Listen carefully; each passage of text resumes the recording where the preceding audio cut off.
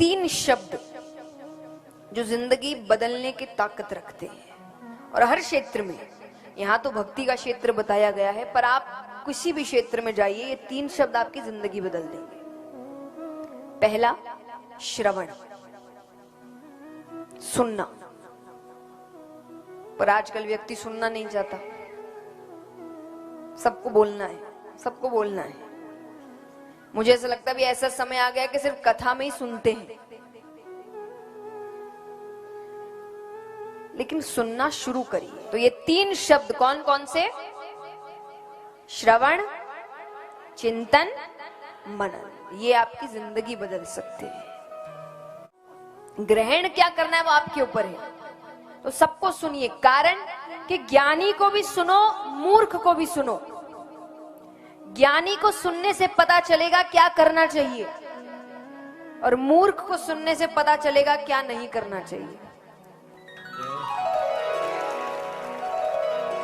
अब क्या नहीं करना चाहिए भी तो पता होना चाहिए, वरना कल क्या पता हम भी वही हरकत कर रहे हो। तो सुनो सबको।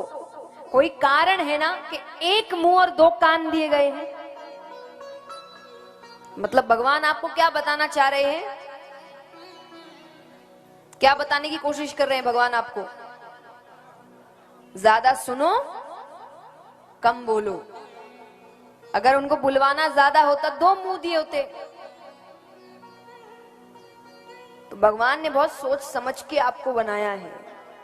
देखिए, भगवान अकेले, हम मनुष्य हैं, ये मतलब भगवान की बनाई चीज है, प्रकृति है, मनुष्य है, जिसको किसी भी तरीके के अपडेट की जरूरत नहीं है, और सब चीज को है।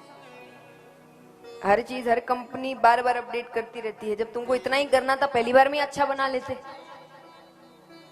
लेकिन भगवान ने जो एक बार बना दिया, वो बना दिया, जन्मों से वही चल रहा है।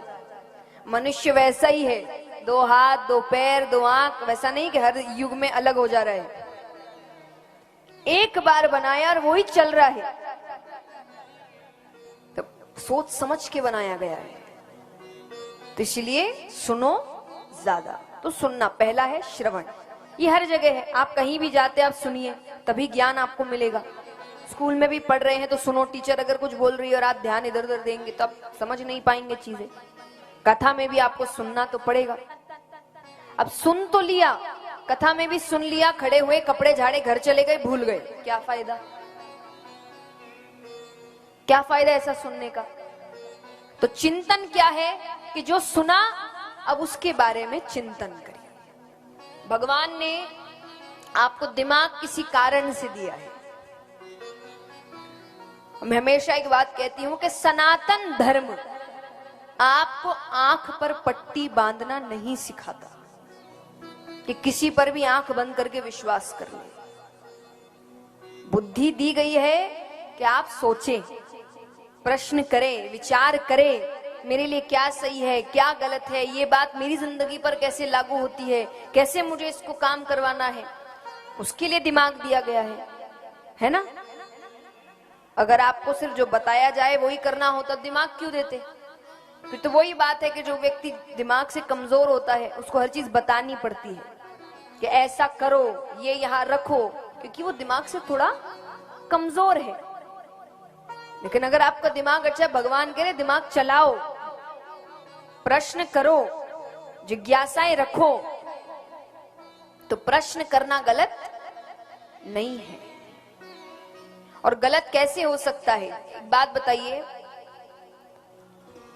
यहां कितने हैं जिन्होंने गीता जी पढ़ी है? हाथ उठाना। जिन्होंने पढ़ी अच्छे से हाथ, लंबे हाथ उठाइए। चलिए, फिर भी ये नहीं कहूंगी कि बहुत हाथ उठे, पर काफी जगहों पर जाते हैं उनसे ज्यादा हाथ उठे हैं। लेकिन जितनी संख्या आपकी है उसके हिसाब से अच्छे हाथ नहीं उठे हैं, जो अच्छी बात नहीं है।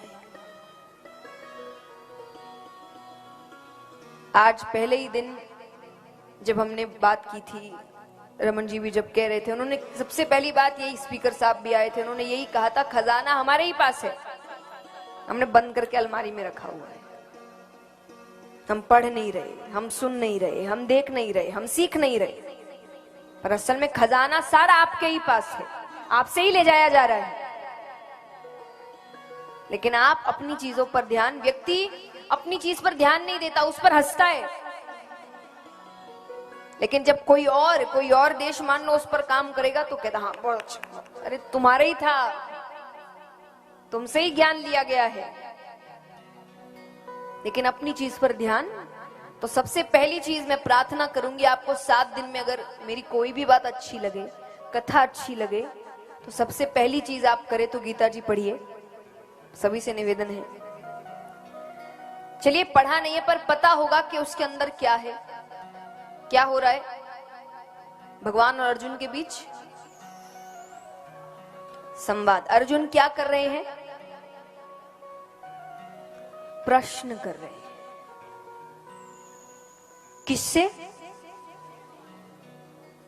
यहां साधारण व्यक्ति से प्रश्न करो तो भी अगर आपसे कोई कह दे कि प्रश्न मत करो, जबान मत लड़ाओ, ऐसे नहीं पूछते, इससे नहीं पूछते, वो भगवान से पूछ रहा है जिससे पूछने की जरूरत नहीं है। आज किसी और से प्रश्न करता भी है तो व्यक्ति क्यों करता है कि उसको पता नहीं सामने वाला सही बोल रहा है कि नहीं। लेकिन यहां तो परखने की जरूरत ही नहीं थी, खुद भगवान समझा रहे हैं, फिर भी वो प्रश्न कर रहा है कि ऐसा क्यों, ये तो ऐसा क्यों नहीं, वैसा तो वो कैसे हो सकता है। और भगवान ने एक बार भी नहीं कहा कि प्रश्न क्यों कर रहा है, भगवान मुस्कुरा के उत्तर दे रहे हैं। तो प्रश्न करना गलत नहीं है, प्रश्न करिए, जरूर करिए, पर बस हमारे में और अर्जुन में अंतर क्या है?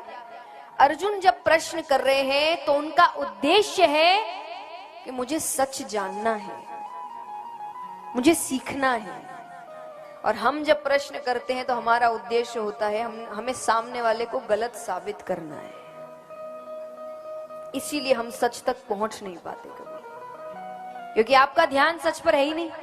मान लो सामने वाला 10 बात भी कह रहा है, आपको सुनाई नहीं देगा, आप इंतजार कर रहे एक तो गलत बोल, ये गलत बोले और मैं बताऊं, इसलिए आपका वो 10 बातों पर ध्यान ही नहीं जा रहा कि वो कितनी अच्छी बातें बता रहा है, क्योंकि आप तो सिर्फ नकारात्मक बात का इंतजार कर रहे हैं, इसीलिए हम सच तक नहीं पहुंचते।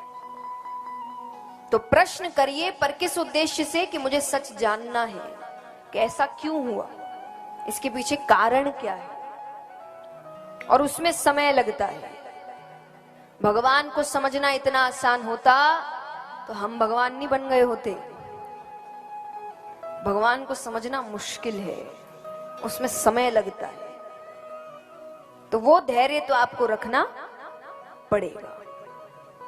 चिंतन कि जो बताया जाए उसे घर जाकर उसके बारे में सोचो, मनन, चिंतन कर लिया, समझ आ गया क्या अच्छा है क्या बुरा है, बस वहीं छोड़ दिया, उसको जीवन में उतारा नहीं, तब भी कोई फायदा नहीं।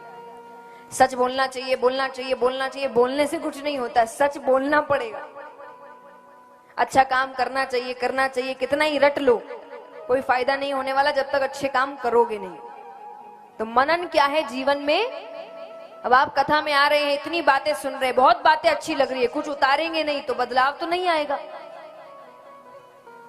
मैं हमेशा कहती हूं कि जरूरी नहीं कि आप सारी अच्छी बातें जीवन में उतारिए, एक कथा से एक ही अच्छी बात लीजिए, बोले पसंद भले ही मुझे 10 आए पर जीवन में एक ही उतारूंगा। हर कथा से, जब भी कथा सुनने जाएंगे, एक कथा से एक अच्छी बात उठाएंगे, लेकिन हाँ बात भी अच्छी होनी चाहिए। अब आपको रावण की बात अच्छी लग जाएगी तो फिर मेरी गलती नहीं है, हाँ? तो पसंद भी अच्छी बात आनी चाहिए, क्योंकि समय चल रहा है ना आजकल, राम अच्छे नहीं थे, रावण अच्छे थे। बनो भाई रावण जैसे, रावण का अंत भी पता है तुमको, तो इसलिए अच्छी बात ही जीवन पर उतारनी चाहिए। तो ये 3 शब्द कौन कौन से? श्रवण, चिंतन, मनन, ये आपकी जिंदगी बदल सकते हैं।